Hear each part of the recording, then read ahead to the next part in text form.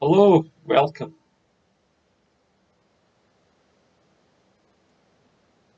A lot of my videos touch on this idea of being in relation to Christianity and contrasting it with the kind of scientific viewpoint or outlook that dominates secular culture, society. It's a theme that's very pertinent to what's going on at the moment in the Covid-19 Brave New Normal, because we are moving into a society of science, technology, used in a totalitarian fashion, and being used as a kind of new religion. This is what we have to guide our lives by, trust by. We're constantly berated for going against the science or not trusting the science. Of course, it's just science. Or when it comes to the UK government and other world governments' view of science, it's one version of science. The lockdown version of science, the vaccine version of science, pro-vaccine. People are not allowed to put forward a different version of science. And of course, as I mentioned before in other videos, this idea of supermarkets are open, brothels are open, churches are closed, hate crimes laws are coming in, which will effectively criminalise Christianity, whether people think that is fake news or not. It's quite clear that they have the criminalisation of religious viewpoints in their sights. But this is old news, of course, because as happened in the old Eastern Bloc under totalitarian communism, religion, Christianity was attacked, suppressed. So it's no different now. Not when you've got Professor Susan Mitchie, head of SPI B, the applied psychology team of SAGE, who is a member of the British Communist Party, pro-lockdown, pro-taking away of freedoms, pro-anti-democracy.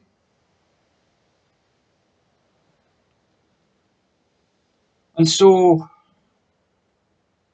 and as I've alluded to in other videos about this loss of religious sensibility, and this is now Boxing Day,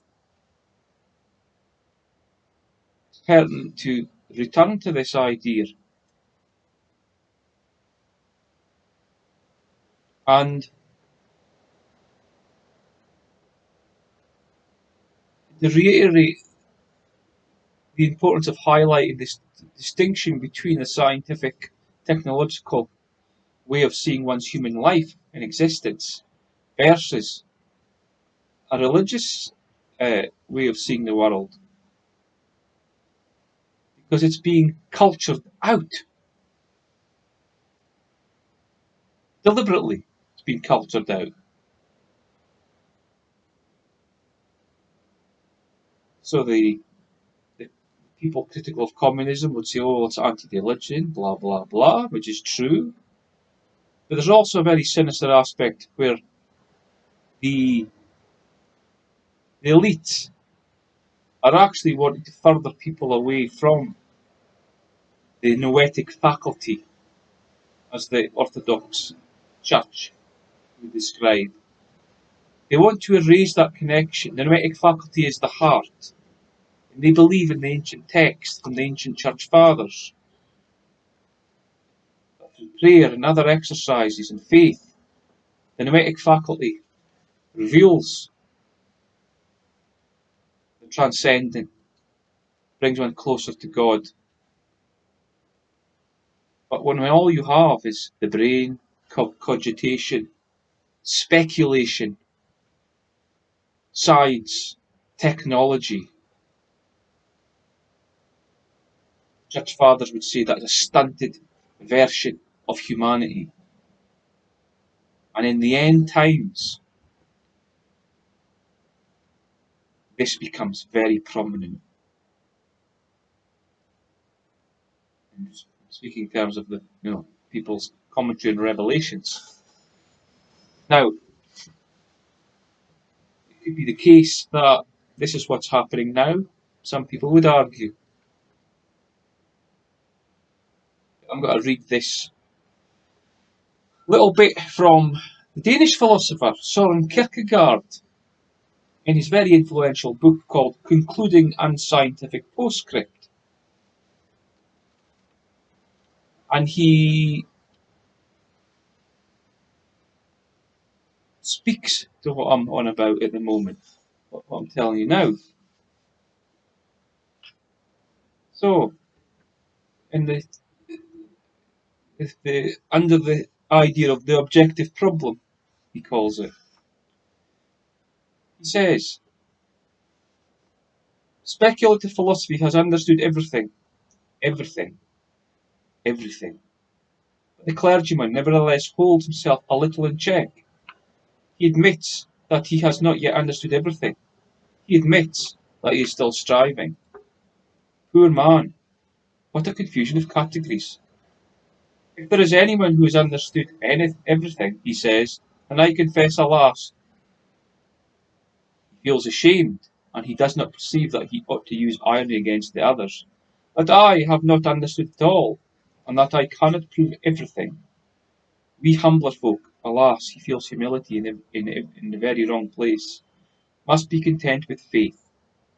Poor misunderstood, highest passion faith, you have to be content with such a champion, poor chap of a clergyman, that you do not know what you're talking about. Poor unlearned Peter Eriksson, on the other hand, who cannot quite make out about science, but who has faith. But he really has it, the faith which transformed fishermen into apostles, the faith which removes mountains when one has it. When the question is treated in an objective manner, it becomes impossible for the subject to face the decision with passion, at least of all with an infinitely interested passion. It is a self-contradiction and therefore comical to be infinitely interested in that which in its maximum still always remains an approximation. If in spite of this passion is nevertheless imported, we get fanaticism. For an infinitely interested passion, every iota will be of infinite value. The fault is not in the infinitely interested passion, but in the fact that its object has become an approximation object. The objective mode of approach, the scientific, the technological, the objective mode of approach to the problem persists from generation to generation precisely because the individuals, the contemplative individuals, become more and more objective and less possessed by an infinite passionate interest, the religious sensibility. Supposing that we continue in this manner to prove and seek the truth, the proof of the truth of Christianity, the remarkable phenomenon would have finally emerged But just when the proof for its truth had become completely realised, it would have ceased to exist as a present fact. It would then have become so completely an historical phenomenon as to be something entirely past, whose historical truth, had finally been brought to a satisfactory determination. In this way, perhaps, the anxious prophecy of Luke 18:8 might be fulfilled. Nevertheless, when the Son of Man cometh, shall he find faith on the earth? The more objective the contemplative inquirer, the less he bases on eternal happiness, i.e., his eternal happiness upon his relationship to the inquiry, since there can be no question of an eternal happiness except for the passionately and infinitely interested subject. Objectively, the contemplative inquirer, whether learned scholar or dilettante member of the laity, understands himself in the following farewell words as he faces the final end. When I was a young man, such and such books were in doubt. Now their genuineness has been demonstrated. But then again, a doubt has recently been raised about certain books which have never before been under suspicion. But there will doubtless soon arise a scholar who will, and so forth.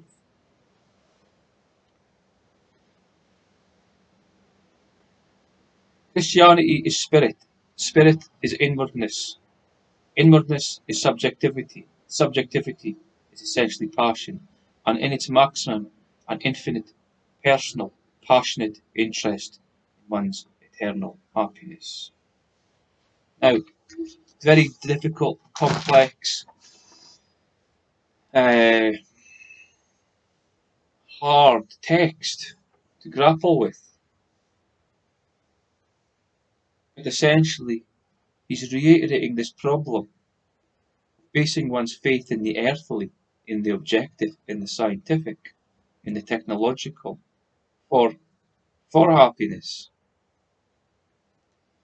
That is all we're concerned with. Then we forget the noetic faculty of the heart, of faith,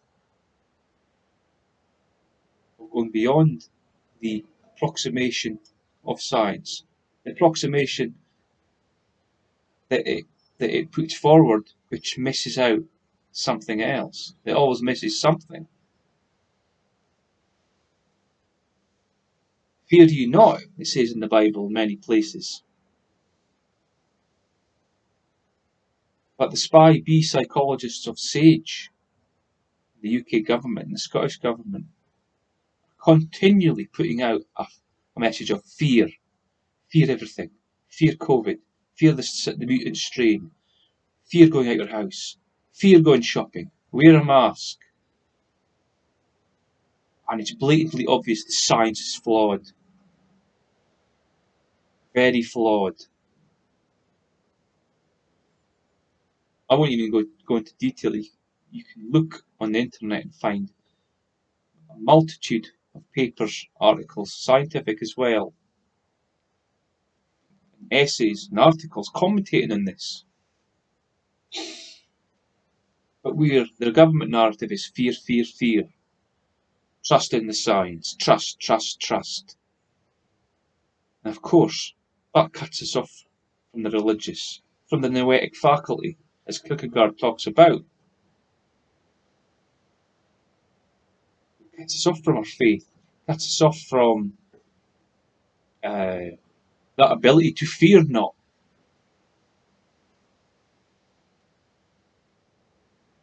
So in a sense, it is an attack on the religious sensibility. It is no accident that Christmas was cancelled just a few days before it started. That was deliberate. It had as much science as behind shutting the pubs at 10 o'clock. It'll come out in the wash.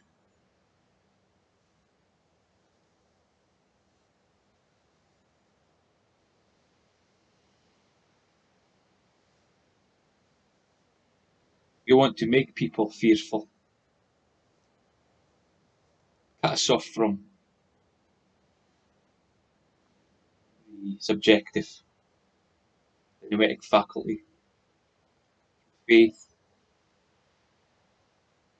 from the transcendent.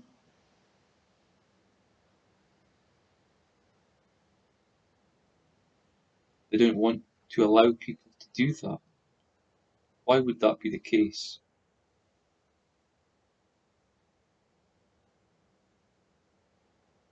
Well, I'll leave you to ponder that question.